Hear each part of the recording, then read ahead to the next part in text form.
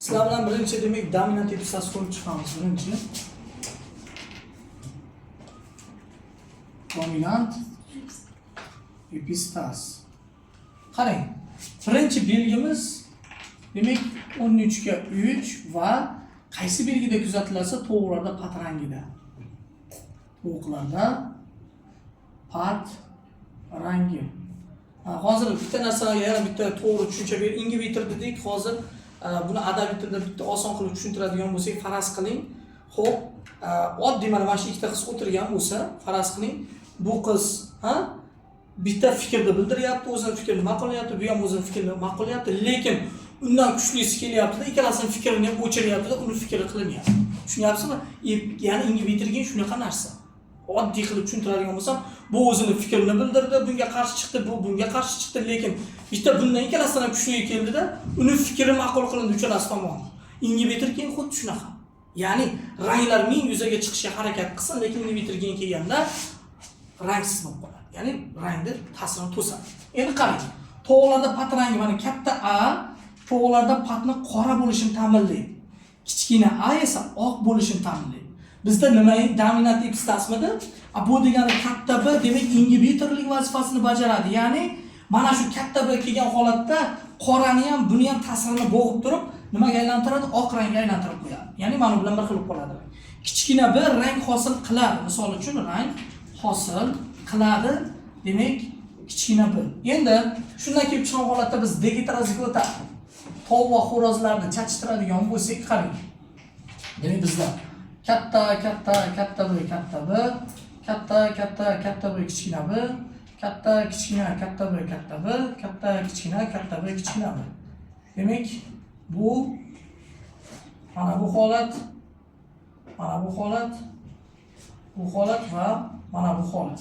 Ya'ni biz genot nisbati yozib qo'yamiz. 122, 412, 121. Ana endi biz fenotipik nisbatni topishimiz kerak. Fenotipik nisbat. Qarab turing. Xo'p, mana bu yerda holatda kelsa katta B nima edi? Inhibitormidi? Qanaqa rang bo'ladi? Oq.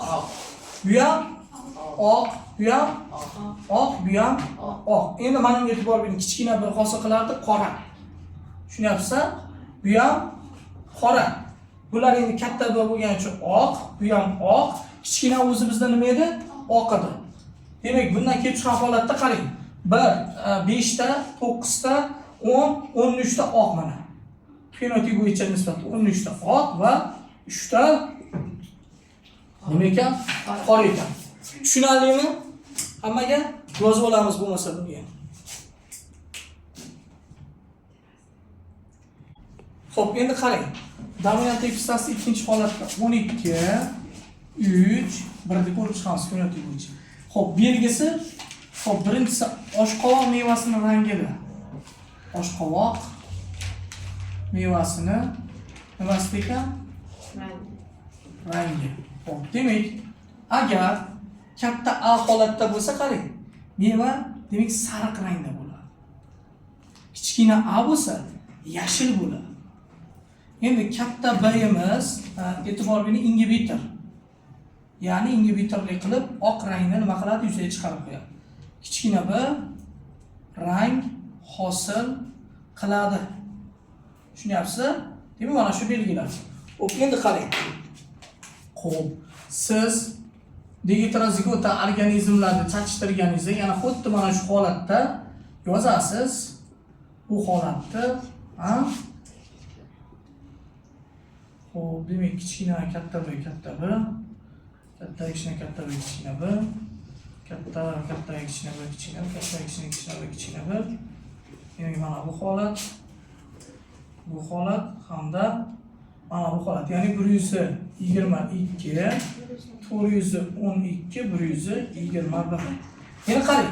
Katta B nima edi bizda? Inhibitormidi? Qanaqa rangda bo'lib qoladi bu? Oq. Bu ham oq, bu ham oq, bu ham oq. Endi qarang.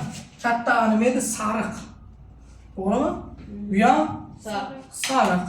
Endi katta B'si bor oq va bitta yashil oxirida. Endi bu degani 12 ta oq, 3 ta sariq, to'g'rimi? Xo'p, va bitta yashil. Endi qarang, e'tibor bering yana bitta narsaga. Sariq, yashil, oq nechta belgi bor edi? 4 ta. 3 ta. To'g'rimi? Sariq, yashil, oq. Bu degani fenotipik sinflar soni ham 12, 3, 1, ya'ni 3 ta bo'ladi degan.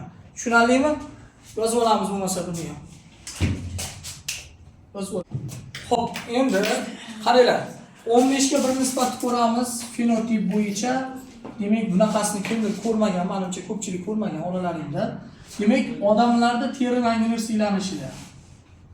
Odamlarda teri rangi siylanishi. Ya'ni 15 ga qarang. Katta A qora teri bo'lishini ta'minlab beradi. Ko'ryapsizmi? Hop, endi hop kichkina A demak hop 15 ga 1 dedik-a. Hop, kechirasizlar, katta oq edi. Kichkina qora edi. Endi katta bir nima edi? Ingibitor. Ya'ni oq.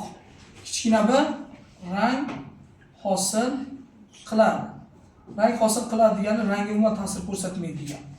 Yana o'sha digitrazigotaylar chachtirasiz. Ya'ni biz hozir sizlar bilan faqat 16 talikda ko'rib chiqyapmiz bularni.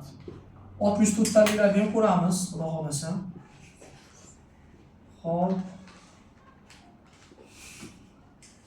Katta, kichkina, katta, kichkina. Katta, kichkina. Hop, ana endi 122, 412, 121. Hop, qanaqa rang bo'ladi? Oq. Oq. Oq bu ham. Chunki katta A ham oq edi-ku. Bu ham oq. Bu ham katta bo'lgan hisobiga oq va bittagina qora. Bu degani 15 ta oq va bitta qora terili farzandlar tug'iladi. Tushunarlimi?